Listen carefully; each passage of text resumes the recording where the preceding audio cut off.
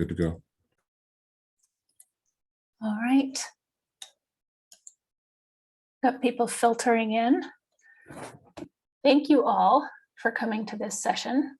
This is our Practices for Robust Teacher Mentoring to Support Induction session. And we're going to begin this, as we always do, with our standard disclaimer. So Jessica, yes. Do you have your sound on? This presentation was produced under U.S. Department of Education contract number GS00F115CA with Synergy Enterprises, Inc. The views expressed therein do not necessarily represent the positions or policies of the U.S. Department of Education. No official endorsement by the U.S. Department of Education of any product, commodity, service, or enterprise mentioned herein is intended or should be inferred. All right, a quick note about today's session. In order to be as interactive as possible, we're using a Zoom meeting format. That means that you're watching this in Zoom as opposed to some of these others, which you're watching through a window in Pathable. That means that you have to mute yourself. Standard Zoom etiquette applies. If you could introduce yourself in the Pathable chat, that would be great, with your name, location, and your tribal or program affiliation. Both Zoom and Pathable have chat functions, but we're going to try and use Pathable exclusively for this meeting so you can get all the comments in one spot. There will be occasional polls. I'll drop the links into Pathable, into Zoom, as well as into Pathable, and I'll be monitoring the chat. With no further ado, I wanted to introduce our presenter for today, Ms. Jessica Giffen. Jessica is a senior technical assistance consultant at the American Institutes for Research. She provides technical assistance support to states, districts, and schools through her work for the Center on Great Teachers and Leaders, also known as the GTL Center, and the College and Career Readiness and Success Center, the CCRS Center. She develops resources and tools, creates and delivers professional learning for educators, and facilitates stakeholder engagement and cross-agency sessions to help policymakers navigate critical decisions. Ms. Giffen provides expertise and thought partnership to states and districts on issues related to mentoring and induction, professional development and learning, human capital management systems, educator shortages, and diversifying the educator workforce. Jessica, did you want to add a little bit about yourself? Yeah, thanks, Nora. I'm glad to be here. As she mentioned, I'm with the Center on Great Teachers and Leaders. And the GTL Center mission and focus is to provide technical assistance support to states and districts with the goal of ensuring that all students have access to effective educators. And one of my passion projects and priority areas is to work with states and districts on strategies to strengthen and diversify the educator workforce. That's why I'm really excited to be here with you all to dig into one of those strategies to help diversify the educator workforce, which is mentoring induction. I'm really excited to explore with you all the context of how mentoring induction could help with supporting, retaining, and attracting Native educators who will then support our Native students. So that's why I'm really excited to be here with you all and share some of our resources around mentoring and induction with that context. So for this session, our goals is for you to walk away here having some greater understanding of the research and the evidence base around mentoring and induction and the benefits for teachers, particularly for Native teachers. We'll share some of the best practices for selecting mentors and supporting mentors. And then this is why we're doing a more open discussion format is I want to have a discussion with everyone here on how you might implement or apply the practices or tools shared today in your local context, knowing that you're all coming in different situations, working with different cultural backgrounds. So want to reflect on how this might work in your situation and local context. And then lastly, want to share some tools that you can all use to develop and support mentoring and induction programs with the schools and districts you support and work with.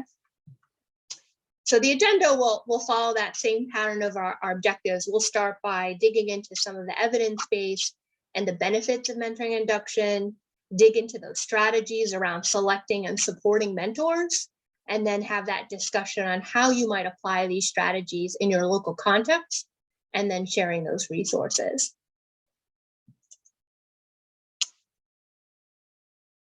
Just taking a peek at the chat. Okay, so we'll begin with the evidence and benefits of mentoring and induction. And I think it's always important to start with definition. So we'll define a few terms so that we're all starting with the same foundational understanding of what we mean. So induction, it's a system of coordinated and aligned supports designed to provide new educators with a supportive pathway into the profession. And we often use these terms mentoring and induction interchangeably. However, there is a distinction. Mentoring is the one-on-one support and feedback provided by an experienced or veteran teacher to either a new or struggling teacher.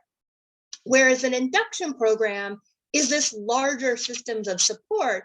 It can include mentoring, but it also includes other support. So things like help with curriculum planning or other professional development, maybe orientation. So mentoring is a critical feature of a comprehensive induction program, but mentoring alone does not an induction program make. So want to make those kind of distinctions there. And mentoring and induction occurs at a critical transition point in the teacher and leader career development continuum. So mentoring and induction supports, they help new educators navigate this transition period from going from their supervised clinical practice experiences within pre-service preparation programs to now taking on that full responsibility and independence in an in-service setting. So effective mentoring and induction supports during this time of transition can help new educators more rapidly adjust to their responsibilities while providing professional learning experiences that really anchor the knowledge and skills that they learned in their preparation programs to these real life situations in schools and specific to the cultural context of those schools. So, understanding the cultural nuance of working with those specific Native students and that community. What is the philosophies and principles of teaching and learning within that school? So again, really taking what you've learned in preparation and now applying it. And mentoring induction can be one strategy that's effective for addressing equity gaps. The research has shown that mentoring induction can help with, three key components around attracting effective teachers. Just by offering additional support might be more attractive for educators to want to go and be hired at those specific schools, and illustrates that there's more positive working environments, particularly in those hard to staff schools. Mentoring induction can improve teacher effectiveness in high need schools, again, by strengthening that preparation, contextualizing it for that specific local context to help with that transition. And then lastly, increase teacher retention in high need schools by offering those ongoing support and opportunities for growth. So one study by Cardos and Johnson found that new teachers, unfortunately, in low income schools were less likely to have supports like mentoring and induction than new teachers in high income schools. So they were less likely to have a formal mentor during their first year, or have a mentor from the same school, a mentor from the same grade level, a mentor from the same subject area, or even just having at least 3 conversations with their mentors about classroom management, lesson planning, or instruction during their first year of teaching. So this mentoring induction can be this good strategy to help close these equity gaps for our hard to staff schools.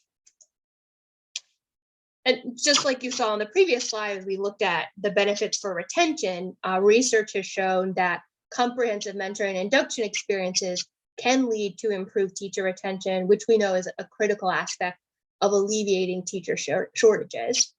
This can also lead to improvements in equitable access when induction programs are specifically targeted for your shortage subject areas or key cultural needs that you have, like wanting to attract and retain more Native educators.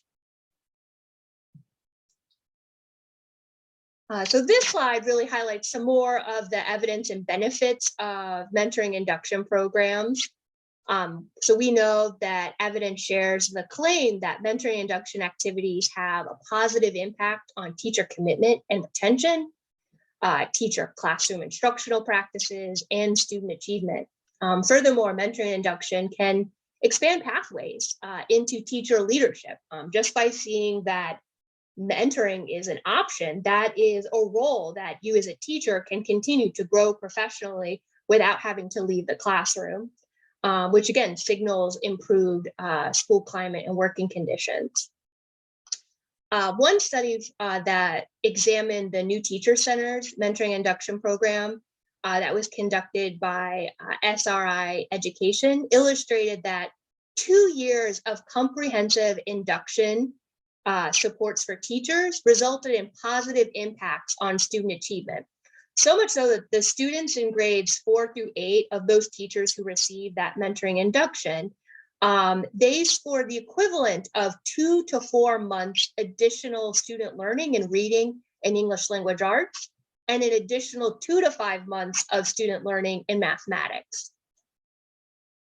Pretty exciting to see that. And then new teachers are less likely to leave the profession if they are provided with a mentor in their content area, and if they participate in some sort of formal planning and collaboration with other teachers. So things like a professional learning community, which is often another component of a more comprehensive induction program, so not just mentoring alone.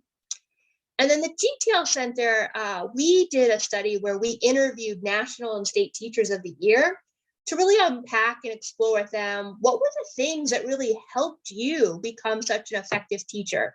What were those key supports that were so critical for your own advancement to become a national or state teacher of the year? And of those teachers that we interviewed, 60% of them who had been assigned or had an informal mentor ranked mentoring among their top 3 most effective supports for developing their own effectiveness as a teacher.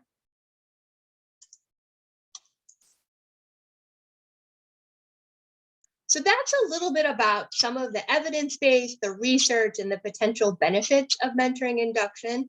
So wanted to highlight, what does induction look like? What are some of the components? And reflect a little bit on what does quality mentoring induction programs look like?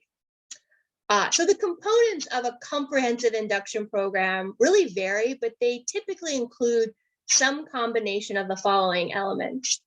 There's usually some sort of orientation activities that provide beginning teachers with information about the school's mission, its goals around teaching and learning philosophies, and then basic policies around curriculum, assessment, student discipline, culture.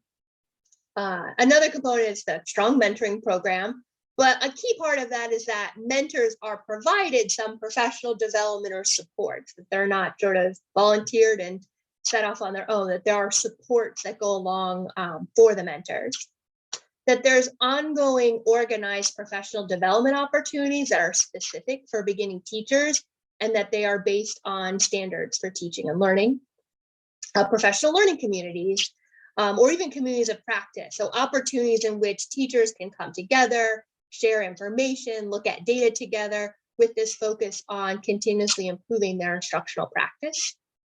Another component is providing support for principals and administrators, that they know what is their roles and responsibilities with supporting a comprehensive induction program. What do they need to know to help implement such a program? And then other programmatic support, so things like surveys, standards, or stipends.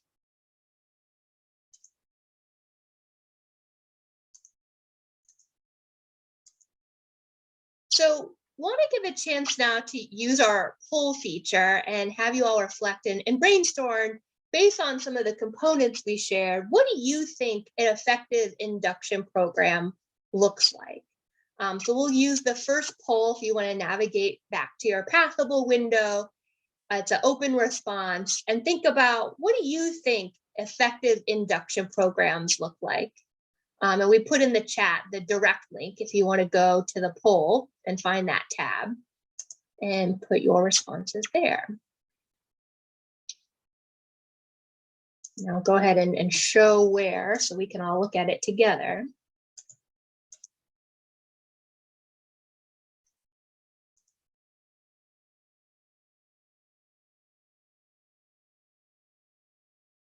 So what do you think effective induction programs look like?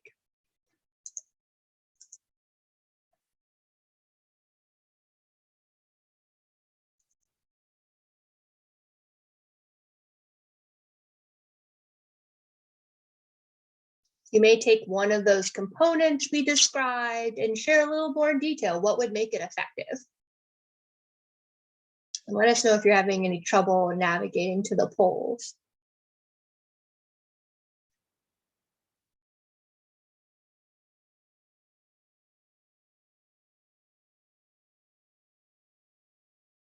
I like that. So systematic and supported within a professional learning community.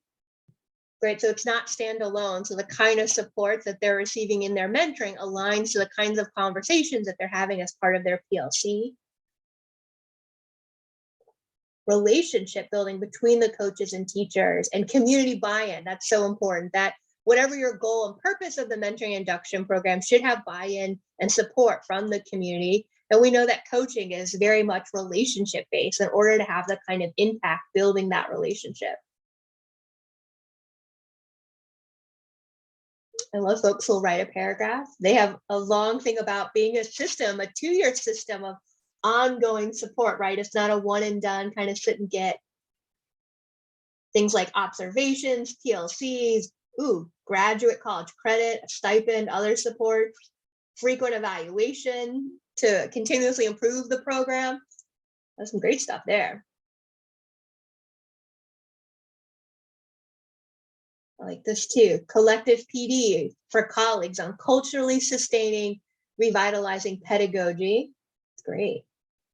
Again, thinking about the other stakeholders that we want involved. So communication with school administrators, other instructional coaches in the building, tribe and school relationships. Great.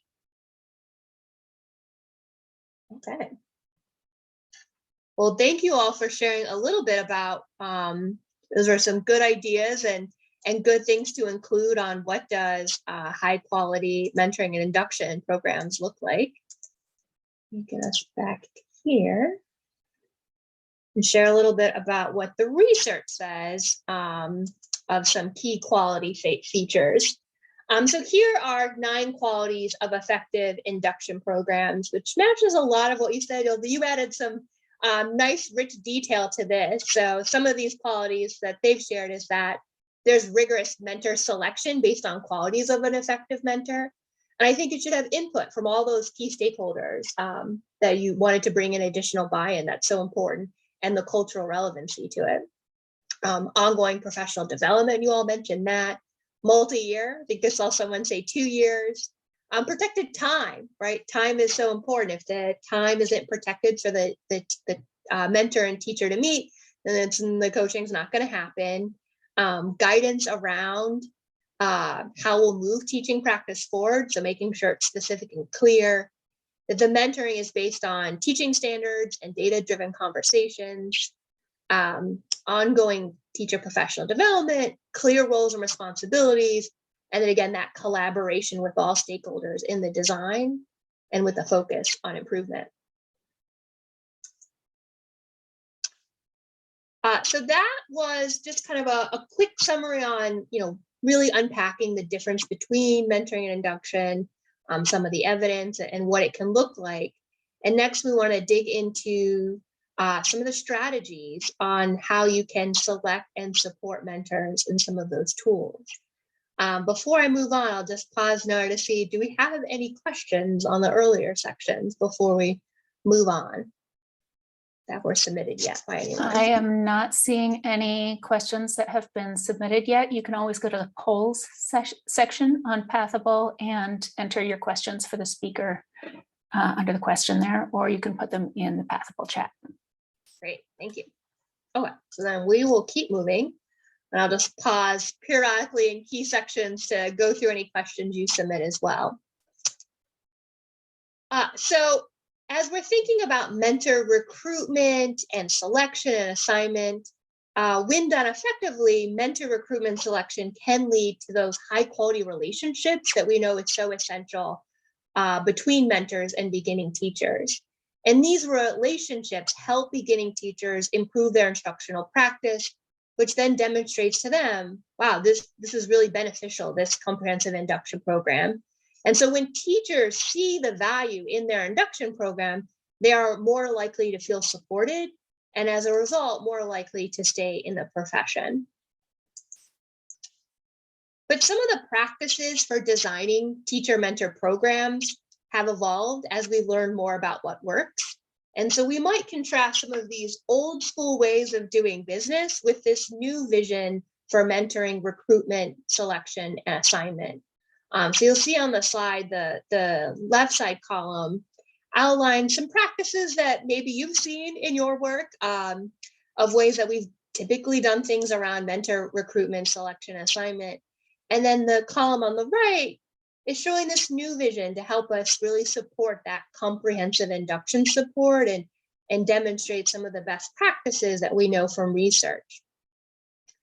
So in the past, in this old school approach, we may have just asked mentors to volunteer, but they volunteered without necessarily knowing what they're signing themselves up for. Like maybe it wasn't very clear how much time they're committing themselves to, what's the expectations for this work. And so, you know, we kind of go to our leaders and like, hey, I got one more thing I need help with. Do you want to do it? And maybe they get a little voluntold and they don't really volunteer. So that's not always ideal, right? And so as we move to this new vision, we want to make sure our mentors are engaged in conversations about the induction program goals. Like, why is this important for our school and our community? What are their roles and responsibilities? Like being very explicit to the time commitments and the expectations and the support that they'll receive as a mentor. And then outlining what your selection criteria is going to be and sharing it with those mentor applicants before they even apply, so they know what's expected and what you're looking for a high quality mentor.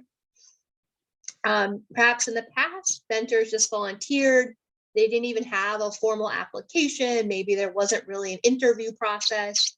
And in this comprehensive approach, we want to make sure mentors submit formal applications, that they're invited to interview with members of a selection team that would include representatives from your diverse stakeholders and are using those selection criteria that's specific for the goals and purpose of your mentoring induction program. So if you're really focused on increasing and supporting Native teachers or helping beginning teachers be able to provide culturally relevant instruction as they work with Native students, you would want to make sure that that application process, that the criteria really reflects those particular purposes and goals. For the third kind of old school approach, there may have not been any criteria for why you selected mentors. Maybe it was based entirely by seniority, who the school leader knew that they could convince to do the mentoring role. But there may have not been a very clear selection process, or maybe it wasn't consistent across all of the mentors. And in this new vision, we want to make sure that the mentor selection process has clear criteria, that there are rubrics developed that outline the skills, knowledge, dispositions, or criteria that you're looking for a mentor, and that it's used consistently across all the applicants in a standardized way. So that's a fair process too. Jessica, we do have a question in the chat if you're open to that. Yeah. Allison Robbins from the Blue Lake Rancheria has asked if there are things that could be recommended in an induction program specifically for educational leadership for new building principals or superintendents. They're using mentors to begin with in their Grow Your Own Administrator program. So wondering if there are supports specific to help with school leaders with implementing a mentoring and induction program. Is that? Yes. Allison, is that accurate?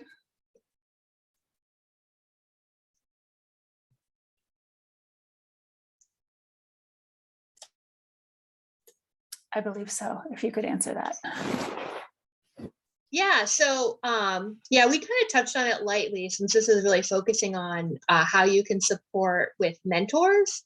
But when I get to the tool section, this is all part of a really comprehensive series of modules around mentoring induction by the GTL Center.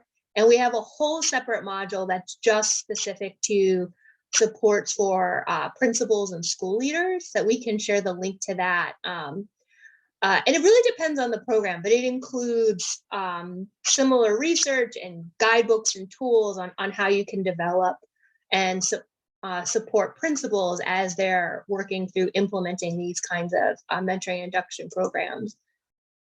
Oh, yeah, no problem, Allison. I guess unmuting didn't quite work. So we'll be sure to share that. I don't think I have that in the original link, since this is really focusing more on the mentors, but we can share that other module with you as well. So you can take a look at that. But there absolutely is similar tips and strategies around how you can support principals as you're navigating the development of a mentoring induction program. Great question. Anything else that's come in there before I jump back in? And then just lastly on this kind of old school to a new vision, how you match mentors to beginning teachers, sometimes those decisions were maybe just made by one individual, like the school leader, versus a collaborative process that involves multiple voices and stakeholders and perspectives. And maybe the decisions were made just based on convenience, like, oh, hey, this mentor is in the same school with this person, and without any consideration, again, to the goals of the program, the grade level or content. So in this new vision, we want to make sure that matching decisions are made by at least a subset of that selection committee, and maybe even reviewed by the entire committee, so that you're really, again, taking in consideration of your program's purpose and goals. And that there's a conversation about who's going to be a good fit as you're thinking about the goals, the mentor role, and the selection criteria that you determined before you selected. So if your program has a focus on supporting and increasing Native teachers, maybe you want to consider mentors that can have that lens to support them with critical, culturally relevant pedagogy. So whatever those criteria and goals, we want that to be informed rather than just convenience or proximity when we're making those matching decisions.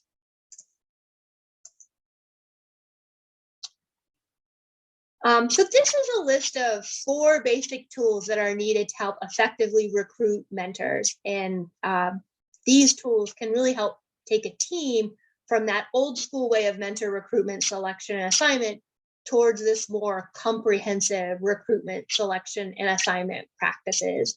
And we'll kind of go through each one of these tools in greater detail and share some examples with each of them.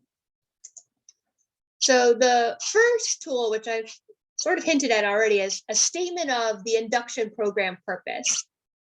So creating a statement of induction program purpose ensures that the strategies used within the induction program helps improve the instructional practice of beginning teachers. Induction mentoring supports, they'll not lead to any instructional improvement unless they continually allow beginning teachers to practice and receive feedback on effective instructional strategies. So we want our strong statements of induction program purpose to also be grounded in that local context. So again, thinking about your goal. So if your purpose for your mentoring and induction program is to help Native teachers support Native students and think about what is culturally relevant pedagogy, we want to make sure that the content and the goals are clearly articulated of that in your induction program purpose, so that it then informs the design, the communication, everything around that induction program. And lastly, this statement of the purpose of your induction program is just an essential tool for how you message the program to all of your stakeholders. So as you're working with school building leaders to develop the program, you could use it in your messaging and communication to recruit beginning teachers, to recruit potential mentors, or to share and communicate with the community. It really is that kind of foundational piece that articulates, the why. Why are we doing this? What are we hoping to achieve from our induction program? The second tool is outlining the mentor roles and responsibilities. Basically a job description that you can share with prospective mentors that outlines the responsibilities and the expectations of this position. It's really kind of essential to recruit mentors so that they know exactly what they're signing up for. So on the slide, you can see a couple of the key features that you might want to include in your job description. So outlining the number of hours per week a mentor will meet and observe beginning teachers. How many teachers they're supposed to be responsible mentoring? Is it 1? Is it 2? Is it 3? So again, that has different time commitments attached to it. A description of the types of support that they'll be expected to provide beginning teachers. Are they doing co-planning? Is it a process where they're doing observation and then debrief cycles? How might it integrate with the professional learning communities? You would want to articulate what are the supports that the mentors will receive to help them with their mentoring. Are they getting other professional development activities? Is there an expectation for them to do goal setting or self-assessment? How do you expect them to communicate with administrators or the community? They might be coaching someone that's not in the same school that they teach. So it's a different administrator that they're coordinating with as part of the mentoring and induction. So this is not an exhaustive list, but just gives you a sample of some of the things you would want to include in this job description. Another tricky thing that schools and districts sometimes struggle with is that distinction between the roles and responsibilities of mentors versus instructional coaches. And this really centers again on what is the program purpose for the mentoring and induction program. But typically, mentors, as part of a larger comprehensive induction program, are really focusing on the support of the growth and development of those first or second year teachers, and part of that induction program. Whereas instructional coaches, they might be supporting a specific subset of teachers, like maybe a particular grade level teams, but they're really responsible for the design and implementation of the overall school-wide systems of professional learning. So they're often not targeted just on beginning and new teachers. Now, they may get leveraged often to serve in roles as mentor, and providing coaching is often a key part of their role. But that's sort of the distinction, that these mentors are current classroom teachers, typically, that are really focusing on supporting beginning teachers, whereas instructional coaches are often a separate role. The third tool is that mentor selection criteria. So really, what are those key skills, knowledge, experiences that you think is most critical for mentors to be effective with working with your teachers, knowing your school culture, and the students you work with? Research on this has found the two most critical elements for effective mentoring is knowledge of formative and summative assessment and knowledge of teaching and learning. Again, not exhaustive. There might be other factors, particularly specific to your school's context or the schools that you support and work with, that go beyond those two, but those are just a couple of the key ones. So I want to do another poll to sort of reflect on, now that we've shared a little bit more about mentoring, as you think about the context of the schools that you work with, what are some qualities or criteria for mentors that you believe are important to your setting? Or what do mentors in the schools you support need to know or do? So if you're thinking about mentoring in your context, as you brainstorm, what would be important to you? What qualities and criteria would you want to consider, and what would they need to know or be able to do? If you can answer those polls, again, navigating back to the Pathable box, I believe we put the direct link in the chat as well. So I'll give you a couple minutes to respond to those questions. And as you respond to the polls and you see the responses of others, you can upvote any you particularly like by clicking that little thumbs up icon next to those responses. And that's another way to kind of +1 other people who are saying great things.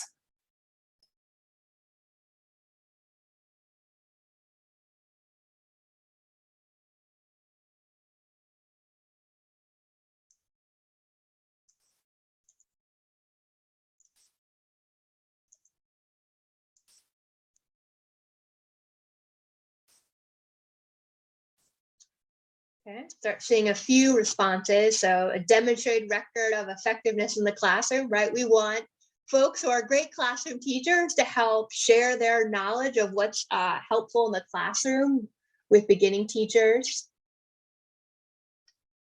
And even experience serving as a teacher leader, great. Here's a great one for this local context. So if you're supporting schools in a rural community, you may need mentors who can be mobile to support beginning teachers at other school buildings that may not be like down the street, right? They could be far. So you may need to consider what kind of flexibility, if they're still a classroom teacher, that will allow them to go from school building to school building. Great. Right. Competence and culturally responsive and relevant teaching, great.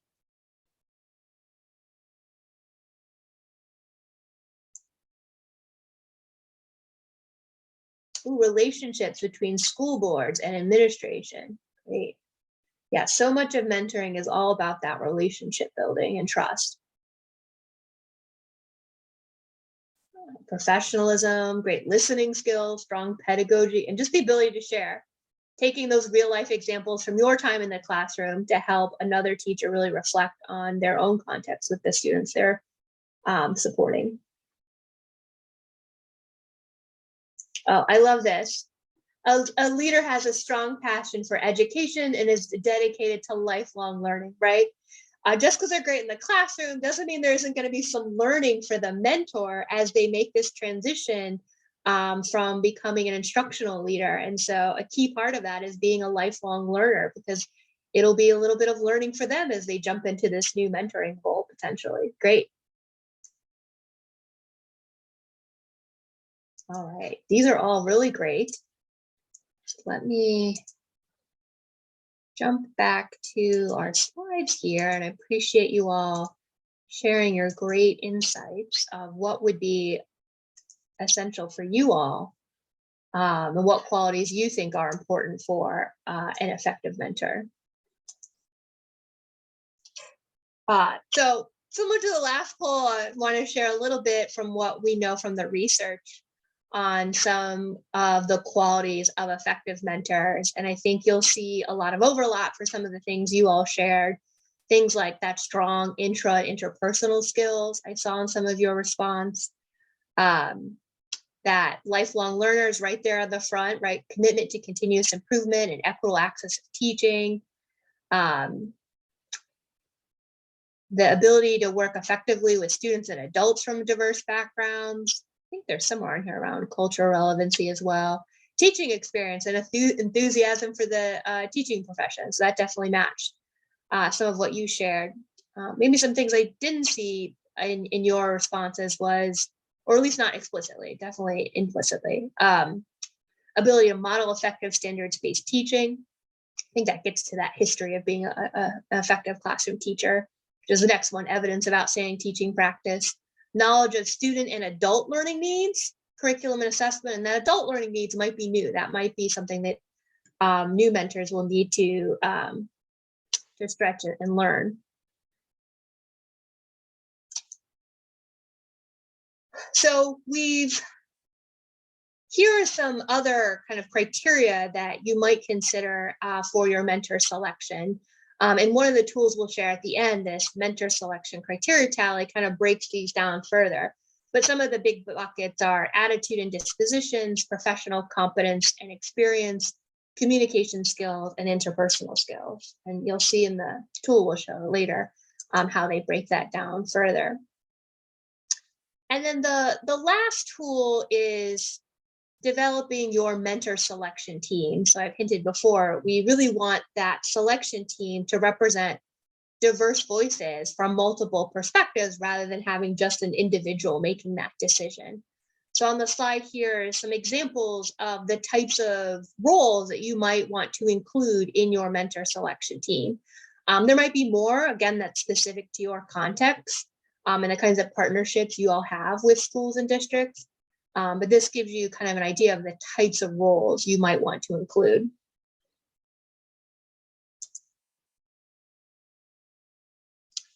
So that is just a summary of all of the tools and strategies around recruitment, selection, and assignment for mentors. And then we'll kind of pivot to talk about how we can then support the mentors once they've been selected and assigned.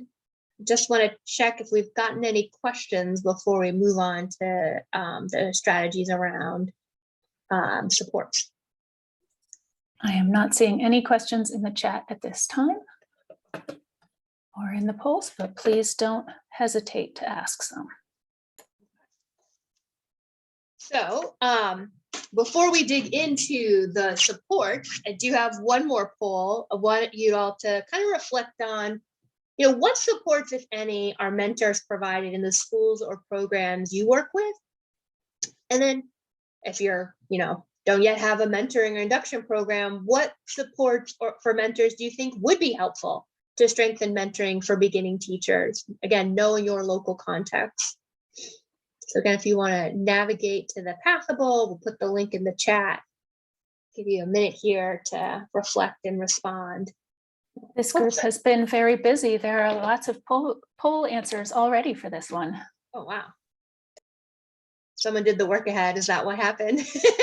They saw the polls and then I was like, I'm just going to answer these all at once. I don't blame you. They're there, right?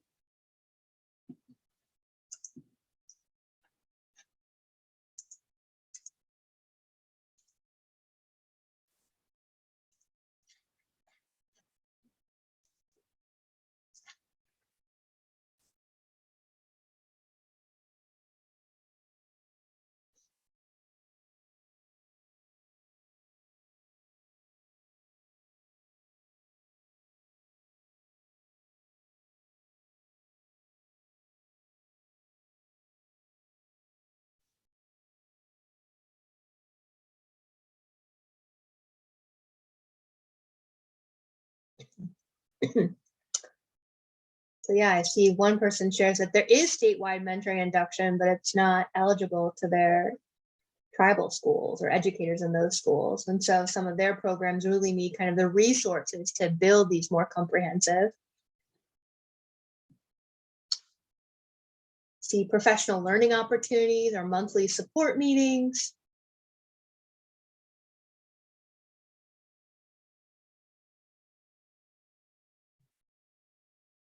So support around being effective at understanding and implementing community-based pedagogy and practice, knowledge of self-determination and tribal sovereignty and its impact on nation building and change agents. That's great.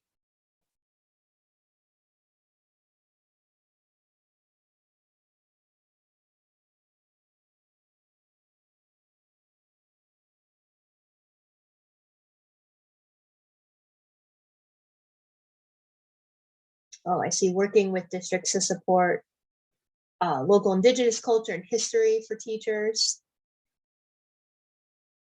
Oh, time again, that's important. Or finding subs, right? Especially in that role example, you might need subs if the mentor needs to kind of move between different schools to support their teachers.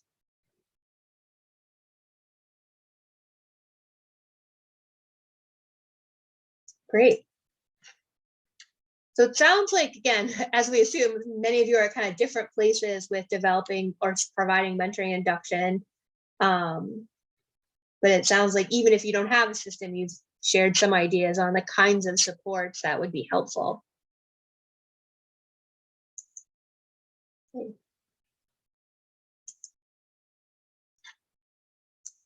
Okay.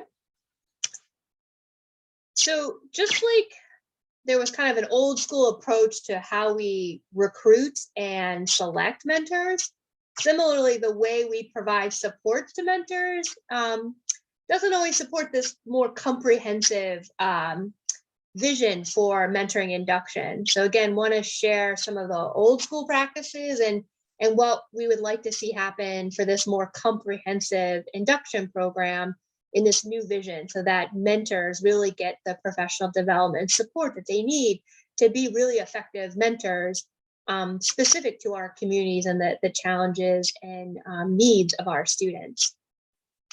So in the past, mentoring programs, maybe new mentors received kind of that kickoff training at the beginning of the school year in the summer. and maybe it just went over some of the responsibilities and it was a one-time kind of sit and get situation. But now in this new vision, we really want new mentors to participate in multi-year professional learning series to ensure that they're going to get the critical knowledge and skills that will allow them to not only initiate effective mentor relationships, but maintain those relationships for beginning teachers. There's a lot of transferability in the skills that they need to have as effective classroom teachers.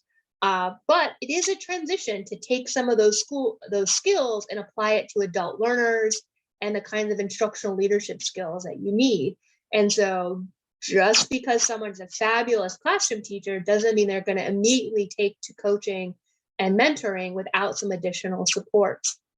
A lot of it's there, but they just might need some guidance on that transition to adult learners and instructional supports.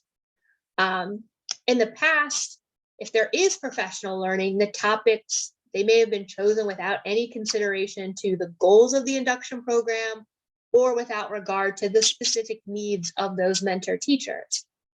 And so again, in this new vision, we want to make sure that the professional learning series is really intentional and sequenced in a way that will help mentors grow in their roles as instructional leaders. So the kinds of topics and things you might focus on at the beginning of the school year for a new mentor versus at the end or in year 2 is going to look different. So we want to keep building those skills, just like you set up professional development differently for maybe your beginning teachers versus your more veteran teachers, or how we scaffold and differentiate instruction for our students. We would do the same as we think about our mentors. In the past, professional learning there may have not been standards for professional learning for mentors, or they were pretty minimal. And in this new vision, we want to use professional learning standards for mentors that, again, reflect that continuum of growth for them, and use those standards to guide your professional development. In the past, in this old school approach, mentors didn't really have opportunities to learn from others or to problem solve with their peers. It could be very isolating, pretty similar to sometimes in our teaching experience, if there isn't like a PLC, you're kind of in your classroom with the door shut, and it's hard to learn if you're kind of on your own there. So similar, we want to provide mentors opportunities to participate in those professional learning communities with other mentors so that they can reflect on strategies, problem solve together, and reflect on their practice. And then lastly, in the past, maybe mentors got some formative or summative feedback at the end of the school year, maybe just once, but that's it. And so again, there was that expectation, because you are a great classroom teacher, you're just going to automatically take to mentoring. But in this new vision, we want to give mentors opportunity to receive formative feedback, set goals, and do a process that parallels our beginning teachers, and even give our mentors potentially coaches. So maybe a designated coach, or have whoever is the induction lead provide that ongoing feedback and goal setting with those mentors. So again, this kind of outlines some things that we've seen in the past and kind of a vision for how we can strengthen our mentoring induction to be more comprehensive. Those standards I mentioned, mentor professional standards, this slide is an example of a set of standards from the new Teacher Center. And these standards provide guidance for what does effective mentors need to know and be able to do. So they describe the knowledge, the skills, and abilities that mentors must have in order to advance those beginning teachers in their professional practice, and then ultimately impact student learning. So you can use these standards to guide the mentor's growth, the mentor's self-assessment, accountability. You could set goals based around these standards. It can inform the selection criteria that you use as you're recruiting mentors. Many states and districts may have their own set of professional standards for mentors. You could take that, build upon it, add to it. It may not, your existing local standards may not quite get at the cultural relevancy that you might need for your specific communities, but it's nice to have that foundation to help support the design of the content of the mentoring and what you're looking for in the selection criteria. So just like Jessica, we do have a question in chat. Angela asks, the new vision strategies appear to generate a lot of data. And so can you say a little bit about organizing tips or strategies for how programs with limited staff might maximize collection use and sharing of the data to inform program improvement or partnership building? Yeah, I always think it's essential in these programs that you build data collections that are already built within the process. So if you have, for example, coaches or some sort of feedback mechanism for your mentors, so say whoever is leading the induction program, they make sure that they meet regularly with the mentors. Maybe it's quarterly. Maybe they do 2 observations.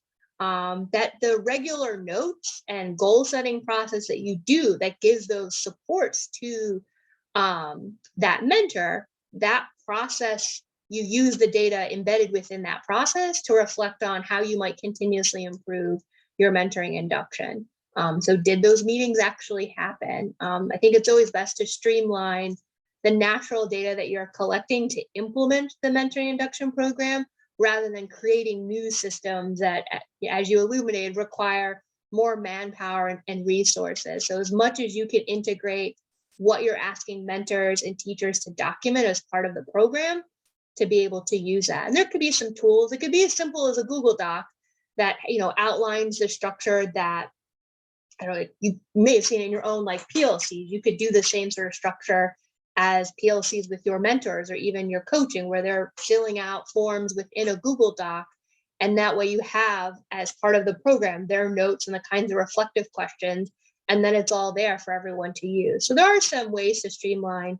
Of course, you could always, collect more data and do kind of a formal evaluation, but if you're just wanting to collect formative data to help with continuous improvement, that's some great ways to help streamline. If you are looking for more of that standardized kind of evaluation, there is another module that I'm not getting into for this presentation that does get into how you can manage data management tools. So I'll share that link too as well at the end. I did in the end have a link, and it's in the Pathable too, that has the direct link to the website with all the modules related to this. And then we have links to the specific tools that I'm going to highlight today. But you'll see when I get there, there is a module just on data collection that goes a little bit deeper if you're looking for something a bit more robust. Hopefully that helped answer that question. Good. You're already seeing the connections to data, absolutely. Okay. Any other questions that have come in before I move on? I'm sneaking a little. Not at the moment. Oh, we do have one. In our district in Alaska, we have paired with the state for teachers, no matter their level, to meet weekly with teacher leads to go over how to develop their professional portfolios and to help them with making sure that their portfolios meet the criteria. At the end of the year, these are submitted by participating teachers, and they have the opportunity to earn incentive pay for showing what they've done to meet growth, development, and meeting the needs of teachers. So some incentives and some built-in data there. Yeah, if you have those incentives, that's great. By using the mentoring induction kind of process as more evidence within their portfolio, that's great. Yeah, I think those are more effective. The more you can integrate and not make it an extra thing for folks to do, the more likely they're doing, and the better data you'll actually get. As someone who does research as well, it's very hard to get people to implement data if it's not embedded in their normal day practice. Okay. Any other questions that have come in or additional thoughts shared? Not that I'm seeing at the moment. Carry on. Okay. So just like for recruitment and selection, there were 4 tools we shared. Want to highlight kind of 3 common structures to provide mentors with professional development. So you can see that the 3 components, and I think we've touched on them a little bit already. but we'll kind of go through each of them in greater detail and provide some examples again.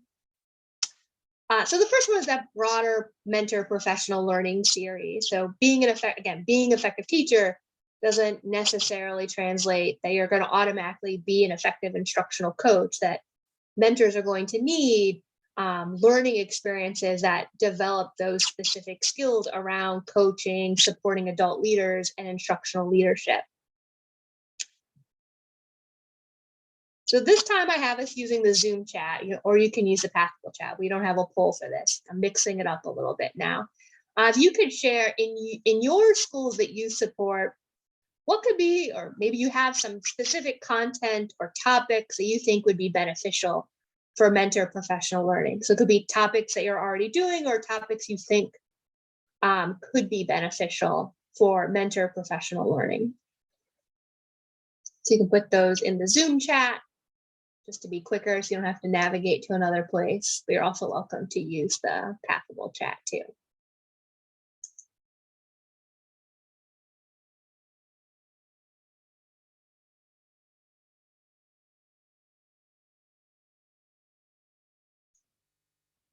What are some topics, if you were to design a series of professional learning events for your mentors who are new to mentoring, what might be some key topics for them to cover as they make this transition to developing coaching and instructional leadership skills? And I'm just cross-posting between the chats so that Jessica can go ahead and follow along in only one. Thank you. So I see cultural competence. That's great. Again, very specific, as working with Native students, really all students, but for this group.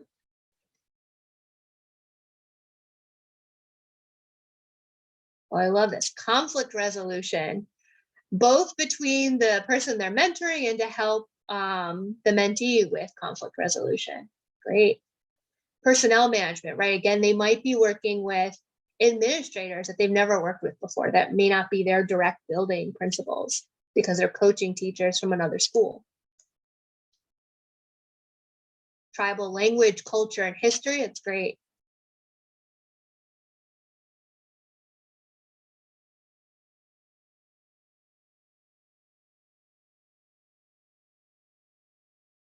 Another cultural responsiveness. Great. Okay.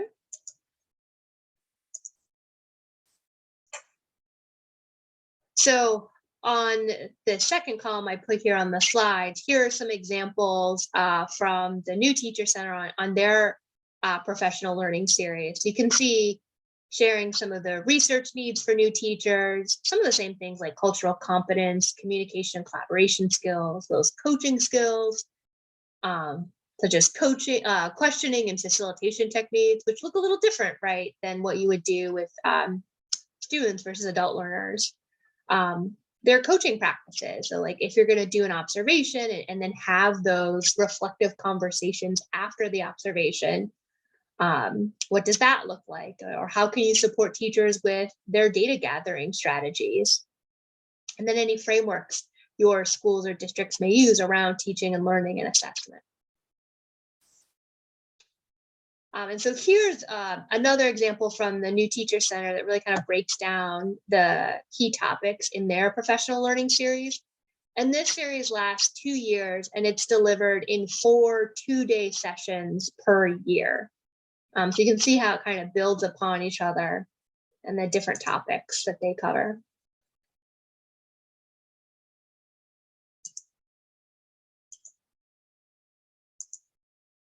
So the second structure that kind of builds on from the professional learning series is a professional learning community. Just like with our teachers, it gives that opportunity for mentors to come together, build peer relationships, collectively problem solve. You could similarly use an inquiry-based approach, but focus it instead of in classroom teaching practices on mentoring strategies, skills, and techniques. So there's a lot of transferability on the kinds of approaches we use for our PLCs that you could apply for mentors. You can also do mentor forums if you have a more established program where veteran mentors can design the sessions, give tips, provide answers to newer mentors, and help develop their skills. So as you get going, you can kind of keep building your more veteran mentors' experience by providing support to newer mentors. And those PLCs, just like the ones you might have for teachers, could focus on some key things like building their content knowledge. But again, now you're shifting the content knowledge from kind of those instructional practices in the classroom to mentoring skills. How you can help beginning teachers with content standards, lesson planning, assessment, those kinds of things. And then helping them expand those skills and concepts that's so key, like building those partnerships. How do you communicate or, again, navigate maybe conflict resolution, right, with different key stakeholder groups, making sure they have skills in using performance rubrics or any kind of data that you use to inform, just like you do with your instructional practice, with your mentoring practice. So having those conversations with those teachers around differentiated instruction, around looking at data to inform your instruction. And again, it provides that opportunity to collectively problem solve together with other mentors, and just a dedicated space for reflection with other peers. And then the last structure for professional learning or support is mentor coaching and ongoing formative assessment. So you could provide mentors with a separate coach, or whoever is leading the mentoring and induction program could just regularly meet and provide feedback to all of the mentors through this ongoing formative assessment, typically done through goal setting. So you might use your mentor professional standards. The coaches will work with the mentor to set those goals based on those standards, and that reflect a continuum of development and growth. The coaches could provide supports to mentors. Maybe they're observing some of the mentor conversations they have with beginning teachers. Then they meet with them and provide that ongoing formative feedback about their session that they had with their beginning teacher.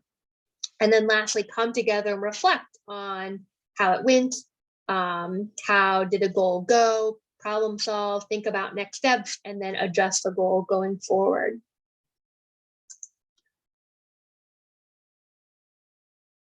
So just like beginning teachers, mentors grow and develop into their role as coaches and teacher leaders. And so by having this kind of goal setting and ongoing self-assessment, should also kind of reflect that development across the continuum and stages. So the kinds of goals and supports, more a mentor that's more at that emerging level might differ from integrating or innovating. So we want to, again, kind of scaffold and differentiate our supports at all levels.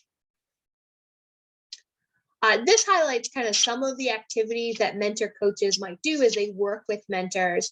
So they might help co-construct some of the sessions for what mentoring might look like. So what are those key questions? What are the key areas to focus on with the beginning teacher? They might help provide some of those professional learning series around how to help develop those coaching skills. It could just be having, again, another person to problem solve around their skills or a particular challenge that arose from their session with the mentee. Again, working together to review self-assessment results or goal setting. And you could set, just like we do with teachers, learning plans for your mentors as well as part of your process.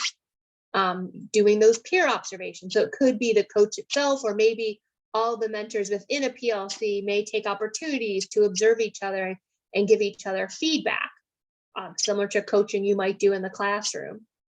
And again, making sure that there's opportunities to assess the mentor's progress at multiple points in the school year and give them feedback. So those are just 3 strategies or structures you could implement to support mentors. You may not be able to do all of them or necessarily need to do all of them, but it just gives you an example of some of the supports that are helpful in helping mentors make this transition to develop the skills they need for coaching and learning those instructional skills.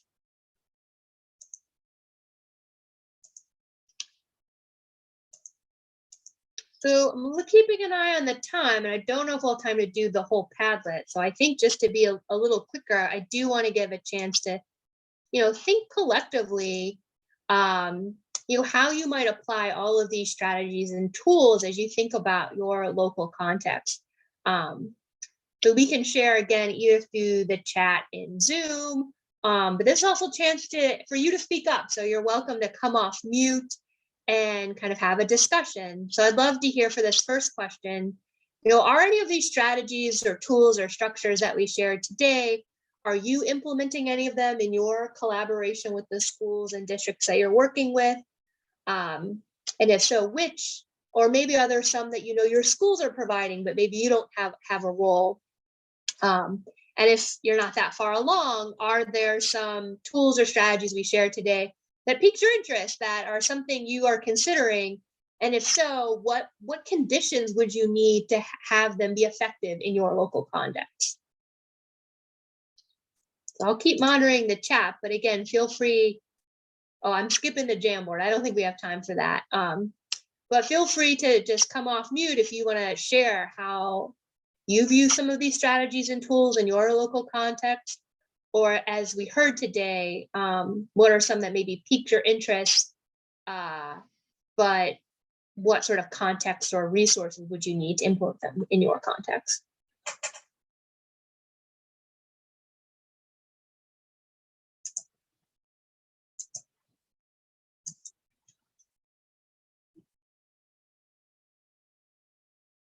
You can answer those in the chat, or feel free to come off mute and just share a little bit about how you might be applying this in your context. And this would be the strategies both for supporting mentors or even the recruitment of mentors. Shannon shared that they're using the Danielson framework to frame the goal setting practice and reflection cycle. Great. Now, Shannon, is that the Danielson framework for even framing goal setting for mentors, or are you tying it kind of through your coaching and teacher evaluation process?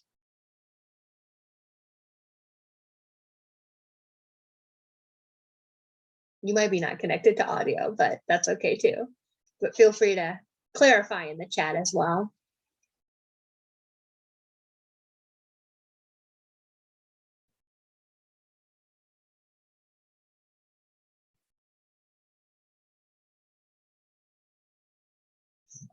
Yeah, so what's jumping out to you all as you think about some of the tools and strategies we shared? What would you need to apply them in your context and your partners and the districts and schools you're working with? Great. So Carl shared that mentors have been trained using cognitive coaching program here in Alaska. That's interesting. Oh, for the cognitive coaching, what does that look like? What would be some of the, topic areas or approaches to that? That's really interesting.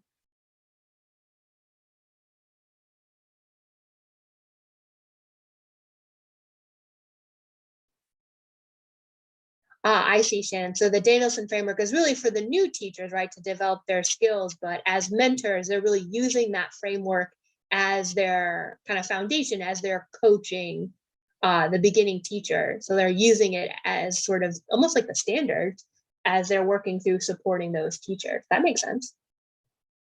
Great. Thank you for clarifying.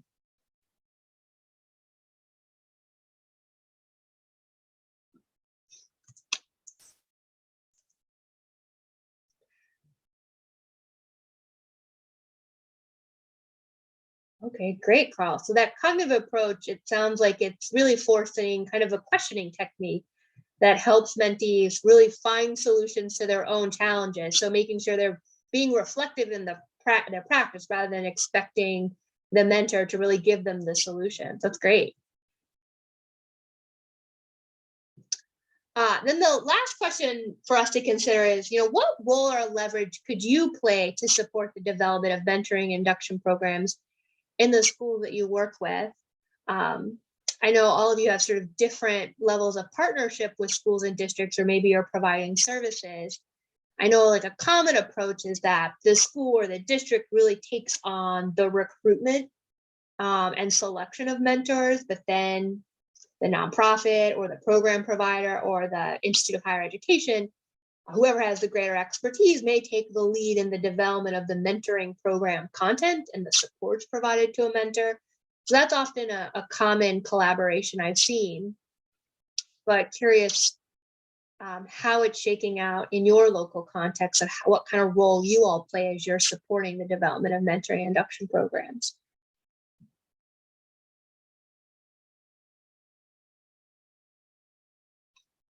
Again, feel free to share in the chat, or if you want to come off mute. Shauna mentioned over in the Pathable chat that they have a cohort of Masters Indigenous mentors that work collectively in providing professional developments, summits, retreats for novice Native pre-service teachers and their colleagues once they're in induction. And it builds relationality between the mentors, the scholars, and the diverse Indigenous communities, as well as shared history, experience, challenges, and successes. That's great. So almost having a team approach so that you're getting a combo of both the instructional leadership mentoring and then adding that cultural relevance and tie to the community. That's great.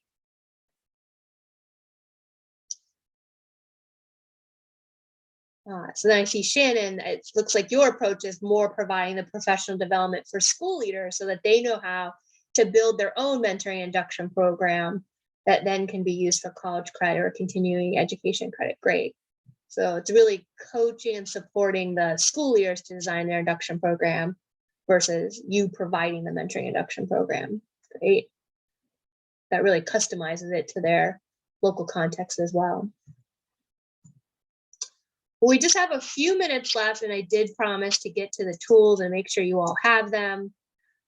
So everything I shared today is based on this mentoring induction toolkit from the Center on Great Teachers and Leaders. And we'll be putting the links in the chat, but it's also on Pathable.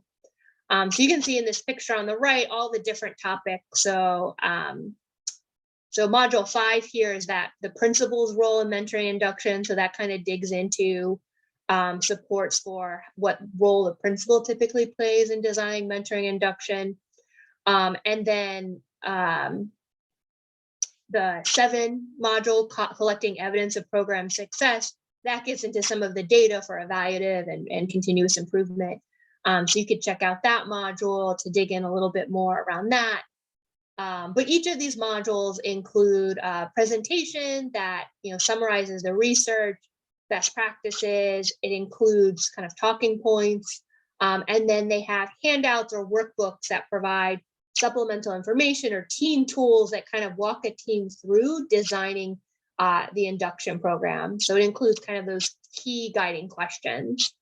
And there are 4 tools I just want to specifically highlight that are related to selection and support of mentors. There's a workbook around mentor recruitment, selection, and assignment design, 2 tools that help with the selection criteria, and then lastly, a workbook around professional learning development and assessment design. And here's kind of a snapshot. You can see it. Each of these workbooks takes a team through what are the things they need to consider and has a place for them to document those key considerations as they really build out the pieces of the mentoring and induction program. And each of the modules kind of build on each other. So today I only highlighted 2 of them, but the others may be of interest to you all to dig in further. All right. Any last questions before we end miraculously on time?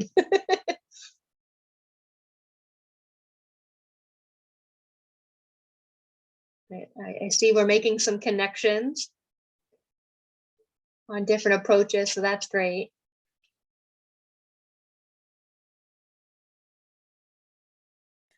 And I'm going to say, if you're dropping off or as we close out, please don't forget that last poll where you rate the session. 1 star, 5 stars. This was amazing. And just feel free to go ahead and click on that. let us know what you thought. Great. And thank you all so much. It was really a pleasure and exciting again to explore mentoring and induction with this specific Native focus. Here's my contact information. So if you dig in the modules and you have any other questions, please don't hesitate to follow up and be happy to talk further. So thank you again all, and look forward to future opportunities. So thank you.